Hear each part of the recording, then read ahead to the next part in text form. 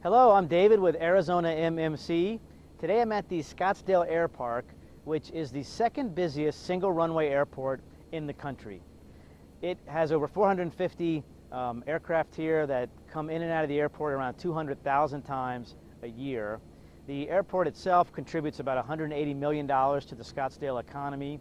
The air park around the airport is thousands of acres that houses over 2,500 small to medium-sized businesses and about 25 to 30 national and regional businesses.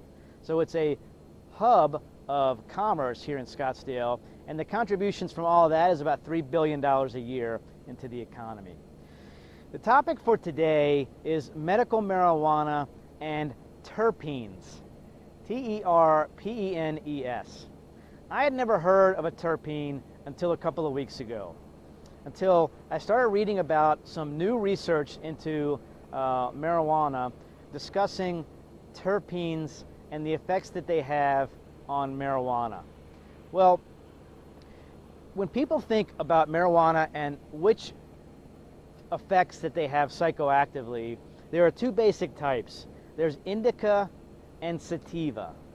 It's unusual to find purebred strains of indica or sativa in this day and age. Usually they're a blend, a genetic strain, a hybrid of the two, and they have all kinds of names. OG Kush, Purple Haze, Granddaddy Purple. I mean, it's an amazing, if you go into a dispensary in California, it'll make your head spin.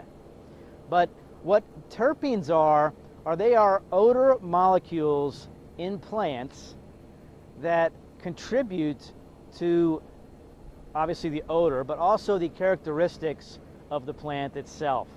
So they're very active in aromatherapy. So when you talk about the different aromatherapy and how it makes a person feel, that comes from terpenes.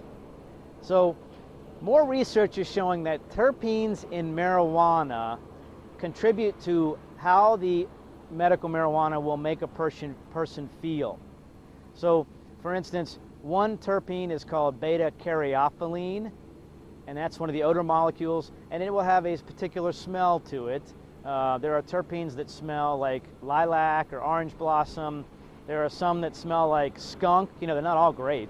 And some are pungent, some are not, some are earthy. You know, it's almost like talking about how a wine tastes, right? But what happens is those smells from those terpenes have now been correlated with the sensations that they can give a patient. Do they make a patient feel energetic? Do they make them feel focused? Do they make them sedated? Do they give them pain relief or not? Do they go to give pain relief to Crohn's, or do they do more brain, like do they make patients just not care about their pain? Or do they go to the source and actually work on the receptors there? So terpenes more and more are showing to be not just odor producing, but symptom relieving depending on how they smell. So it may be in the very near future where a patient goes into a dispensary and they can tell if that marijuana is going to be good for their debilitating condition based upon how it smells. So not just about the strain that they're purchasing. So anyway, a little bit of facts on there on terpenes. I'm David with Arizona MMC. Have a great evening.